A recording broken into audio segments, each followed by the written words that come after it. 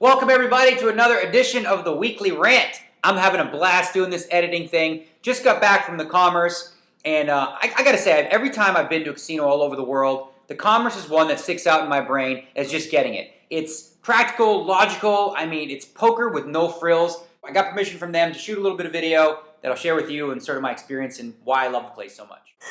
So the first thing you see when you walk into the room is you get a feel for the event. You see past champions, posters of Gus Hansen, Antonio, the Grinder, the first three, and then of course panning down to a guy named Phil Ivey. So right off the bat, there's some prestige associated with winning an LAPC. This here is the main room. This is where all the poker used to happen. Right by the big screen is where the top section used to be. They ripped that down, and it's all lower limit games for a wide variety of players. As you can see, you got a sea of tables and all kinds of games from Pineapple, Hold'em, Omaha, whatever, you name it. There's tons of players, tons of action. The really low-limit games happen here. I took this early in the morning, so there's nothing happening yet, but that's the really low micros. Moving over now to, this is what they call, I guess, the Asian game section. You got Pan 9 and whatever else. Here we've got the higher limit room. So essentially this would be, I think, pretty much anything from 10, 20, 20, 40 on up. And then, of course, you got the barriered off high limit games where you'll find guys like that, suckers like Scott Seaver. And then, if you're lucky enough, you get to play with Matt Waxman and this sucker, Jason Mercier. Moving on up to the tournament room now. Once again, you see the wide variety of champions. We're fast-forwarding up to the tournament area. And I shot this when the tournament was pretty much waning down. Normally, there are tables completely covering this room. I don't know how many, but there's a ton. And what happens is as the tournament starts to bear down to about 50 or 60 players, they start to pull tables out.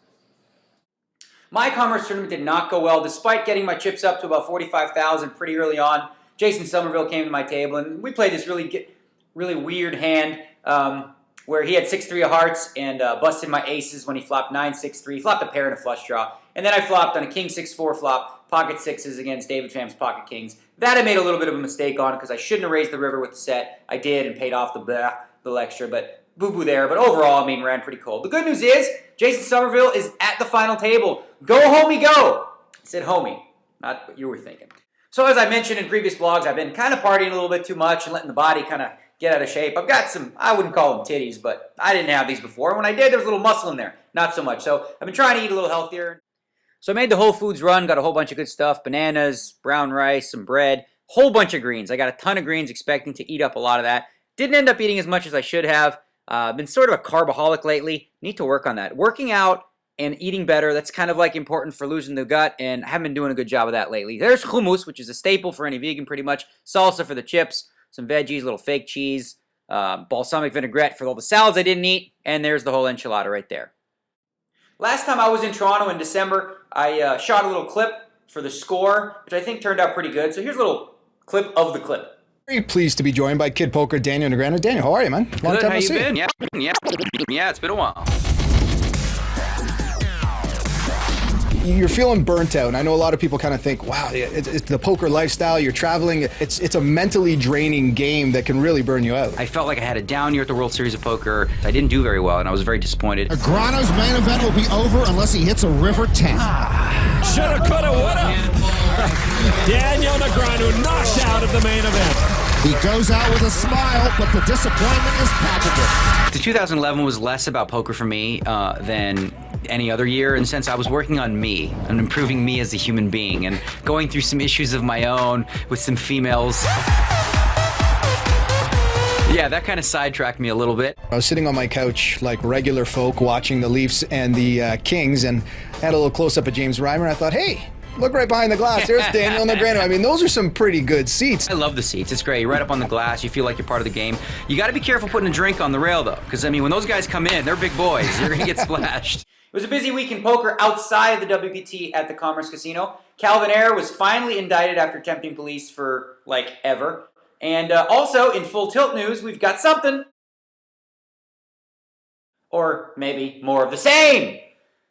In other news, we did have Bill Rini write an absolutely home run blog. Check the link at the bottom if you want to read the whole thing. Here's a couple excerpts from it that I thought really just sort of hit the nail on the head. Despite their declarations of being kept from talking by their lawyers, the company and indicted individuals felt no legal restraints when Phil Ivey sued Full Tilt. They issued a scathing rebuttal. They even alluded to potential buyout deals that Ivey's lawsuit put in jeopardy. Nor did they feel constrained by their lawyers when the DOJ characterized Full Tilt's business as a Ponzi scheme. They immediately fired off a statement expressing their disappointment with the comparison. When Full Tilt, Bitar, Letter, or Ferguson wants to speak out, they did. So one can only draw the conclusion that the reason they aren't speaking right now is by choice. Here's the catch-22 for the board members. Either Bitar told them what he was doing and they're all responsible, or Bitar acted alone and committed fraud against the company, shareholders, and players. By not publicly distancing the company from Bitar, by not firing Bitar, the Full Tilt board of directors is sending the message that they knew what Bitar was doing. So saying nothing is already saying a mouthful. Do yourself a favor and read the whole thing. I'd be remiss if I didn't add my 2 cents, and you know I was going to anyway. There's 5 things really they should have done after Black Friday. Number 1, most importantly, have the PR team and lawyers draft a statement of some sort. They did so for Phil Ivey, they needed to do so in response to Black Friday.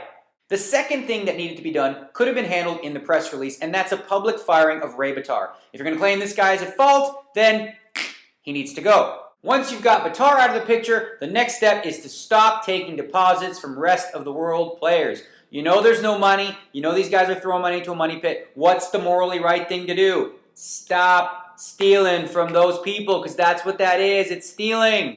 Number 4 is a little more tricky, but what was clear was that they had some money left in the piggy bank. What they could have done with that money was likely covered anywhere from 75 to 80% of the accounts just by paying off all the small guys and worrying about the big fish later. In my opinion, that's what I would have done. I would have showed the world that, hey, we're going to pay you. Promise, we're starting with these little guys. We're going to get to you soon. The last thing they should have done is realize the old adage, beggars can't be choosers. If there's a deal on the table that's going to take care of U.S. players and get everyone out of debt, take it. Stop shopping around. Stop looking for better deals. Take what's there and stop messing with people's money. Because the longer you waited, look where you're at now, huh? Now you're dealing with a guy named Bernard Tapie. Well, that sounds like a really good source. This guy, what did he do in the past? Oh, just fixed soccer games, went to prison for it. Sounds like exactly the kind of guy that I want running a poker site. Now, before I go too far, I should correct myself in one sense. While Howard Letter hasn't made any public statements, Agent Marco of Quad Jacks caught up to him in late June and got this out of him. Excuse me, Mr. Letter? Mr. Letter, sir?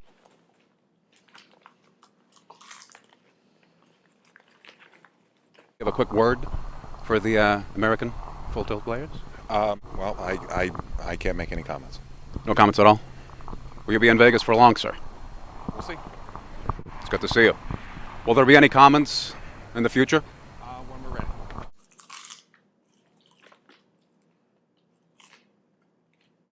When we're ready. When we're ready? I think we're about ready, bro.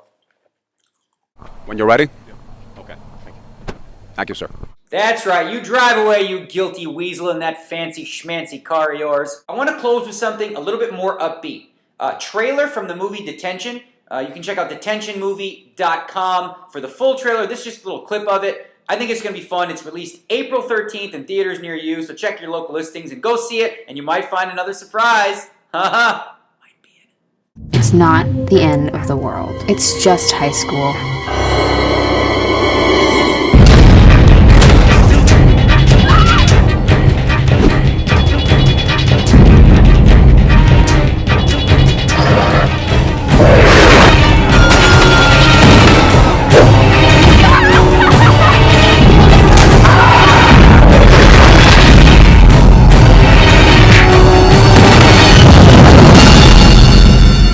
Who taught you how to make a snuff porno, Lady Gaga?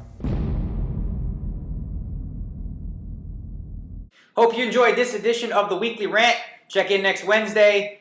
Subscribe to my YouTube channel. Check out the links below. That's where I got all the stuff from. And I did this all by myself. Have I mentioned that? Have I mentioned that I'm doing this all by myself? I mean, I'm so proud of myself. What can I say?